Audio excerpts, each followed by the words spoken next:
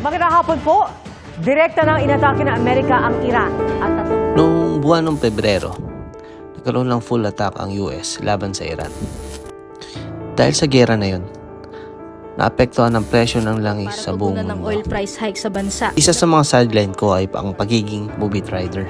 Dahil sa pagtaas ng langis, nagkaroon ng malaking epekto ito sa mga kinikita ng mga kapwa ko rider at hindi lang sa mga rider, pati sa mga kapwa ko kung kuha na ikabubuhay nila sa kalsada. Tara, samahan niyo ako. Subukan natin kung may kinikita pa ba ang katulad kong isang rider sa panahon ng krisis sa langis. It will be tragedy for Iran far greater than we have witnessed over the last 8 days.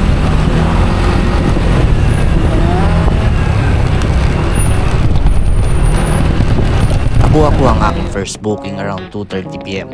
It's a semi-long ride. It took me around 25 minutes. I recorded this on a Saturday. The traffic wasn't too bad during that time. So hindi na ako nahirapan. Pero it was a quiet journey din for my first booking.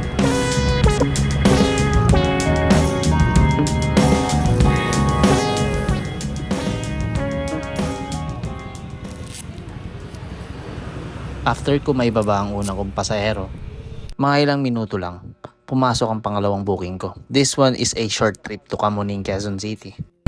Sobrang init na mga oras na to. And na-record ko tong video nung month of April. It was summer. So sobrang init talaga nung mga araw na to. Second booking done. Pero Second booking. Kaso negative account na. Negative 94, sana may pumasok na cashless.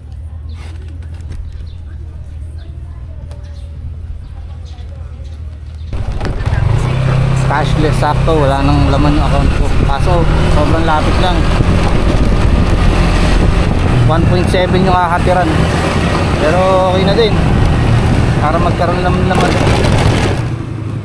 yun, third booking, cashless payment. Kasi guys, sa app na Move It, even wala kang top up, pwede kang bumiyahe. Kasi once na may pumasok ng mga cashless payment, automatically, babawas na nila yung mga trips na nagawa mo kung wala kang top up. Then explain ko na guys, itong top up kasi is parang load mo sa cellphone. Hindi ka makapag-send ng text kung wala kang load. Like us na mga rider, kailangan namin ng top up for us to make a trip sa app nila. And every trip, lagi may bawas sa top up namin yun na tinatawag na commission.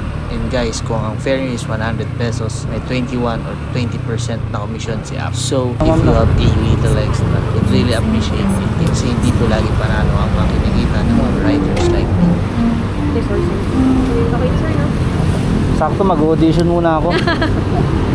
May time ka pa, maaga pa. Salamat po. Third booking done. Nabiro ko pa yung pasahero kasi yung drop-off area was beside GMA 7 na mag-audition ako bilang artista. Kaso pang Viva Max ata ako guys, hindi pang teledrama. Ano sa tingin nyo? Maya-maya lang may pumasok ulit na booking. At dito ako natutuwa sa app ng Move It kasi bibigyan kanya mga pasahero sobrang lapit lang ng pick-up doon sa katatapos mo lang na drop-off. Sakto, sobrang lapit lang. May kalayuan ng drop-off era ng aking sumunod na pasahero going to Valenzuela for 192 pesos. Kung alam ko lang na Valenzuela area to, di ko kukuhanin kasi dalandala ako sa traffic ng Valenzuela at may katumalan ang mga booking doon. Pero wala naman ako no choice, mukhang dito ako dinala ng tadhana. After ko maibaba ang pang-apat kong booking, maya-maya ay pumasok na ang pang-lima kong booking. Hindi ko na din namamalaya ng mga oras dahil tuloy-tuloy na ang pagpasok ng mga bookings. Ramdam ko na ang mga pagod sa mga oras na ito at wala pa akong pahinga.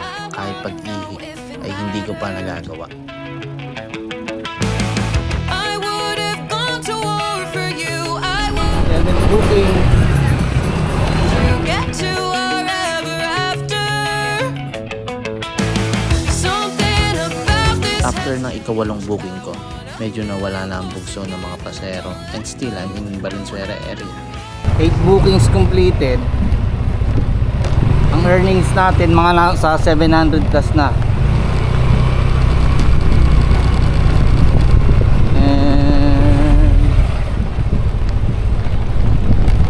And still nasa Valenzuela area pa rin tayo. Pangit ang booking dito. Traffic.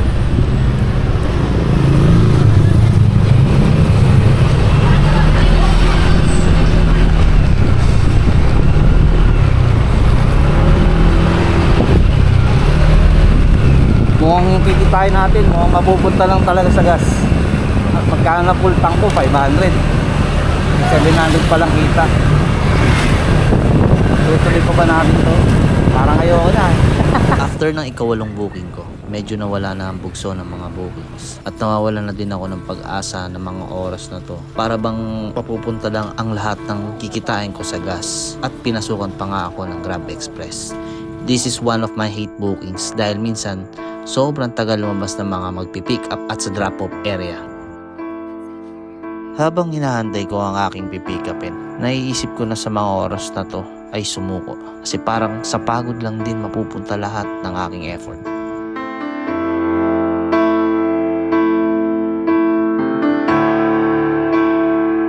Joke lang, nagugutom lang pala ako. After ko kumain, pumatsada ulit ang mga booking kahit medyo late na ng mga oras na yun. 10th booking! At medyo nabubuhay na ako dahil hindi gumaganda ang mga booking na ibinibigay sa akin.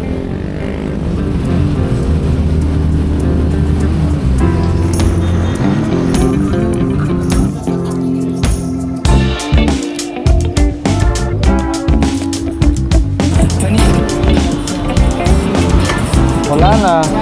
Kung ginita maghapon, dito lang napunta.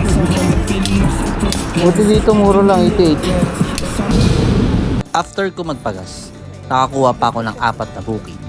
2 short ride at 2 long ride. And I decided na umuwi na. And swerte pa din dahil may nakuha akong pasahero pa uwi ng Montalban galing Batasan.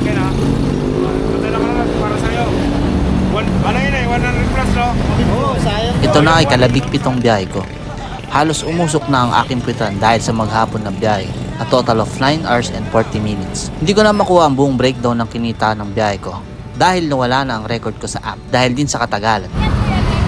Thank you po. Pero I remember, nakapag-uwi ako ng malinis na 1,600 pesos. Hindi rin ako sure kung malaki ba ang kinita ko. Pero alam ko, may mga batikan na rider na tulad ko, kayang kumita na mas higit pa sa kinita ko sa haba ng oras ng binahe ko. Dahil din sa pagbiyahe ko na ito, I realized na maswerte pa rin ako dahil meron akong full-time job. Meron akong option kung babiyahe ba ako or hindi. Hindi tulad ng mga full-time rider na sumasabak sa kalsada, umulan man o umaraw, at laging nasa hukay ang isa nilang paa. Oo, kumikita pa din kahit may kamahalan ng gasolina ng panahon na ito. Pero, kailangan mo ito paglaanan ng mahabang oras sa pagbiyahe. Kaya saludo ako sa mga rider na araw-araw nakikipagsapalaran sa kalsada. Time check, 11:52. 17 bookings. Lumabas tayo ng 3 p.m. Lumabas tayo ng 3 p.m. Pauwi na tayo ng 11:48. Mga 17 bookings. Ang earnings na nakalagay 1.5 daw.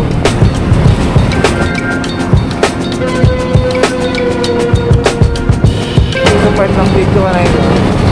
Tama. 9. 17 bookings.